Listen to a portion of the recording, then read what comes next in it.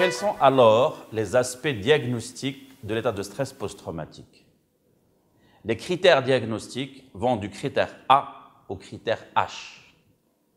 Le critère A étant l'exposition à la mort effective ou à une menace de mort,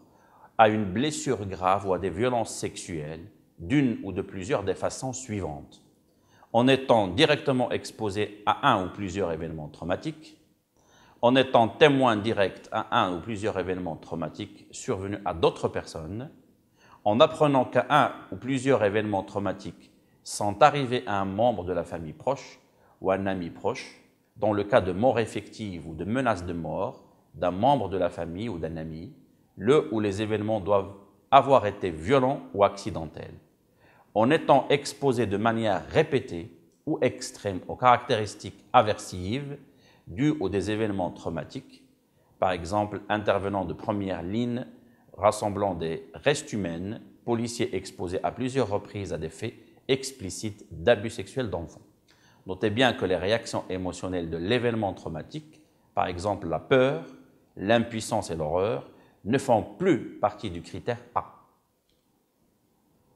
Le critère B étant la présence d'un ou de plusieurs des symptômes envahissants suivants associés à un ou plusieurs événements traumatiques et ayant débuté après la survenue du ou des événements traumatiques en cause. Des souvenirs répétitifs involontaires et envahissants dus aux des événements traumatiques provoquant un sentiment de détresse, des rêves répétitifs provoquant un sentiment de détresse dans lesquels le contenu ou l'affect du rêve sont liés à l'événement, des réactions dissociatives au cours desquelles le sujet se sent ou agit comme si le ou les événements traumatiques allaient se reproduire, un sentiment intense ou prolongé de détresse psychique lors de l'exposition à des indices internes ou externes évoquant ou ressemblant à un aspect dû aux des événements traumatiques en cause. Le critère C étant l'évitement persistant des stimuli associés à un ou plusieurs événements traumatiques, débutant après la survenue du ou des événements traumatiques, comme en témoigne la présence de l'une ou des deux manifestations suivantes. Évitement ou effort pour éviter les souvenirs, les pensées ou sentiments concernant ou étroitement associés à un ou plusieurs événements traumatiques,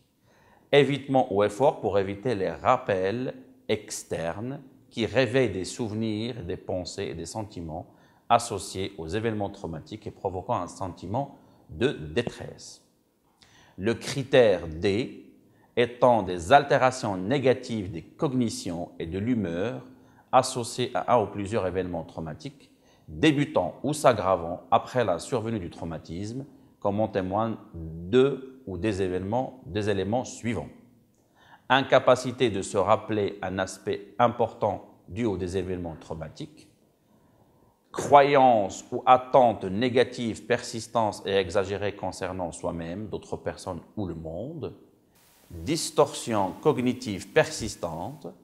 à propos de la cause ou des conséquences d'un ou de plusieurs événements traumatiques qui poussent le sujet à se blâmer ou à blâmer d'autres personnes. État émotionnel négatif persistant, réduction nette de l'intérêt pour les activités importantes, sentiment de détachement d'autrui, incapacité persistante d'éprouver des émotions positives. Le critère diagnostique E étant des altérations marquées de l'éveil et de la réactivité associées à un ou plusieurs événements traumatiques, débutant ou s'aggravant après le traumatisme, comme en témoignent les éléments suivants. Comportement irritable ou accès de colère, comportement irréfléchi ou autodestructeur,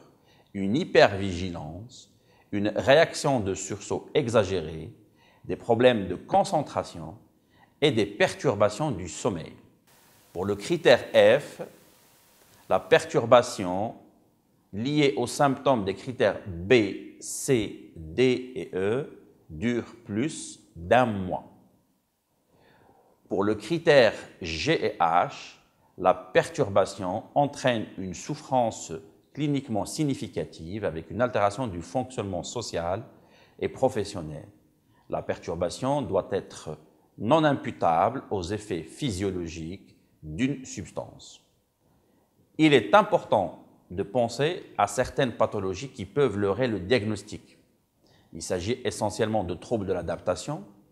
de troubles de stress aigu, de troubles anxieux et de troubles obsessifs compulsifs, d'un trouble dépressif caractérisé, des troubles de la personnalité ou des troubles dissociatifs, des troubles psychotiques ou ceux liés à une lésion cérébrale traumatique.